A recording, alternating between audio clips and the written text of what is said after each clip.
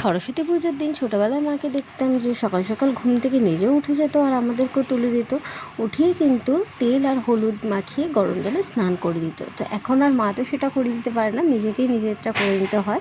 তো এখানে দুজনেই স্নান টান করে রেডি হয়ে একটু ছবি টবি তুলে ঠাকুর পুজো দিয়ে কিন্তু বেরিয়ে গেছিলাম অফিসে, যেহেতু ছুটি ছিল না। তো অফিসে এসে কিন্তু বাকি সবার সাথে আমি একটু আশেপাশে যে ঠাকুরগুলো হয়েছিল সেগুলো দেখতে বেরিয়ে গেছিলাম।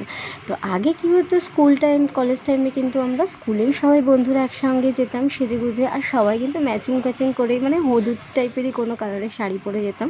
সেই দিনগুলো বড্ড মিস করি, মানে স্কুল লাইফটা এত ভালো ছিল না। এখন যত দিন যাচ্ছে মনে হয় ইস কাশ যদি আবার সেই ছোটোবেলার দিনগুলো ফিরে পেতে পারতাম তাহলে কিন্তু খুব ভালো হতো। আর এখানে দেখো কি সুন্দর সুন্দর ঠাকুরের মানে থিমের ওপর ঠাকুরগুলো করেছিল। যেহেতু রাত্রেবেলা হলে লাইটিংটা বোঝা যায় ভালো, দিনের বেলায় তো আর অত কিছু লাইটিং থাকে না, কিন্তু ঠাকুরের মূর্তিগুলো ভীষণ সুন্দর। আর একটা কি জানো, তোমরা কি এরকম করতে যে সরস্বতী পুজো যতক্ষণ না আছে ততক্ষণ কুল খেতে নেই বা খায় না অনেকে? আমি কিন্তু এটা মানি যে সরস্বতী পুজো যতক্ষণ না আছে ততক্ষণ কিন্তু আমি কুল খাইনি। তো এবারও ঠিক তাই করেছি, যতক্ষণ না সরস্বতী পুজো হয়েছে মানে পুজো দিয়েছি মাকে ততক্ষণ কিন্তু কুল খাইনি। তারপরে কিন্তু বিকেলবেলা আমাদের একটা ইনভিটেশন ছিল ওরই বন্ধুর বাড়িতে। তো ওরই বন্ধুর মানে অ্যানিভার্সারি ছিল, যারা এখন আমারও বন্ধু হয়ে গেছে আর কি।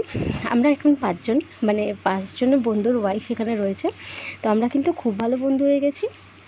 তো এখানে দেখো দীপান্বিতাদের বাড়িতে চলে গেছিলাম, ওদের ছিল অ্যানিভার্সারি। সবাই মিলে কিন্তু এখানে খুব আনন্দ করেছি, মজা করেছি।